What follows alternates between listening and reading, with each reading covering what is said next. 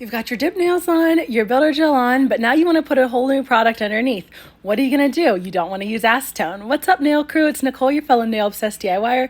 Today we're going to bust out our e-files and I'm going to go over how to remove dip powder and then how to remove your builder gels and prep your nails with an e-file so that you can apply a totally new product. Whether you want to do rubber base on your nails as an overlay or you want to go and change up your builder gel color. I only have one layer of dip powder over my builder gel right now, and I wanted to try using a new bit to see if I like that any better than like my ride or die bit. So I'm using the Pana 5-in-1 carbide bit. That's a two-way rotate, and I used it in fine. I've been using this to remove just like the top layer of builder gel when I'm doing a fill, and I want to see how it would do with removing dip powder. So I did that on my thumb. I used that, and it didn't remove as fast, I felt like, as my go-to bit. So I switched back to my go-to bit, my Pana Coarse barrel bit. It's a safety bit, and you can see the difference of me removing my pointer finger versus me removing the dip powder and builder gel off my thumb. It is going so much faster. I have them sped up, obviously. I rarely keep anything at like the exact speed just because my videos would be way too long, and like, let's be honest, nobody wants to sit through an hour-long video. At least I know I don't. That was part of why I started making videos, is because I could not take sitting through people's videos that were like 45 minutes long, a half an hour long. Nope, that's just not for me. That's why I do the really short tutorials, is because I feel like you can pack a lot more information in a short time. I really want to keep the videos short so that everybody who doesn't have a lot of time still has time to watch a bunch of my videos and learn like pretty fast instead of, just music playing in the background. Even with me using an e-file for a while, I still sometimes cut myself. I kind of forgot that my nails are short now, so I'm so used to like bringing the e-file down a long nail that when I was doing it on my ring finger, it sliced up underneath my skin because I just kept like making the e-file go down too far when I was thinking, oh, my nails are still long, but they're not. They're really short now. So that was something I had to get used to using the e-file. When you're using the e-file, you want to keep it at a pretty high speed when you're removing dip powder or builder gel.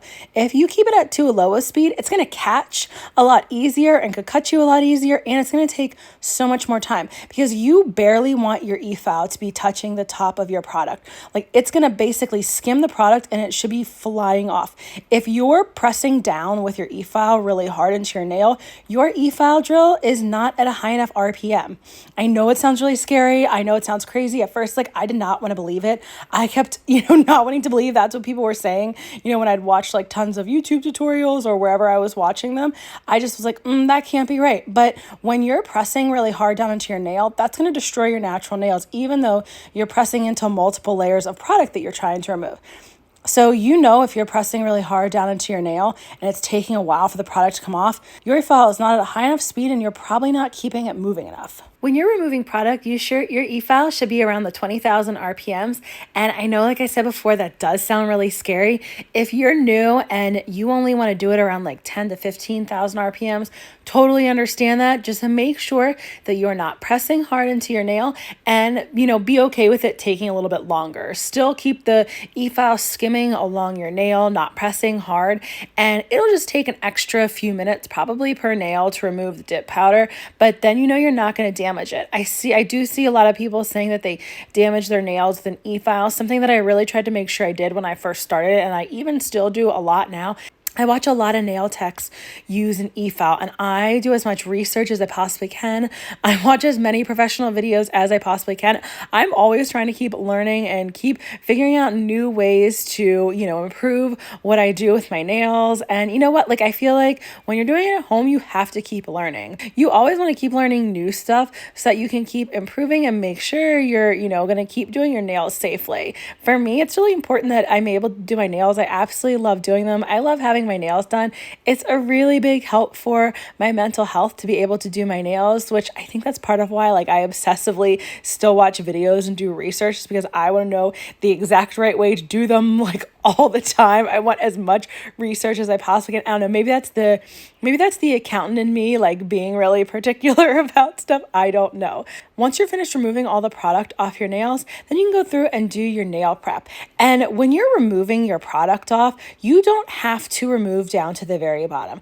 I leave a thin layer of whatever my previous base was. So whatever my overlay was whether it was builder gel, whether it was rubber base, I leave a tiny little bit of it on my natural nails rather than going all the way down to my natural nails. I like to have my natural nails protected, and as long as it's not lifting, you don't need to remove this. So in the mani that I have here, none of my base builder gel was lifting. I just wanted to change to rubber base, so I didn't have to even remove any lifting.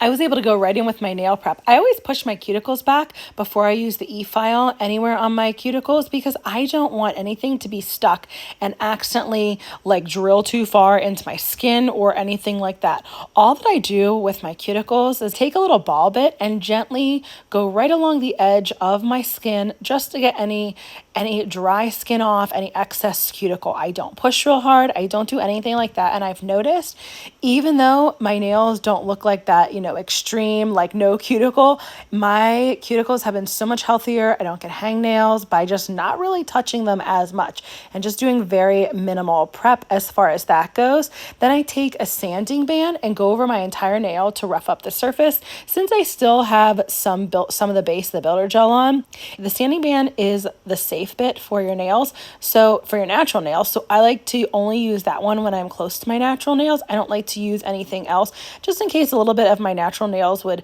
be, coming up from under the builder gel. Like if I filed a little bit down further than what I thought I did, or, when I'm removing lifting, I use the sanding band. This is the part where I get like all excited because I know my product's done and I'm about to do a new set. I dust off any dust that was on my nails. And then I've been spraying isopropyl alcohol all over my nails and hands just to make sure nothing is on there. I put UV LED gloves on to protect my skin from any excess rays that I would possibly get and just to keep all the product off as much of my skin as possible. Now you're all ready to learn about how to apply rubber base. So check out this next tutorial and learn how to apply the rubber base on short natural nails. Thanks so much for joining me today, Nail Crew.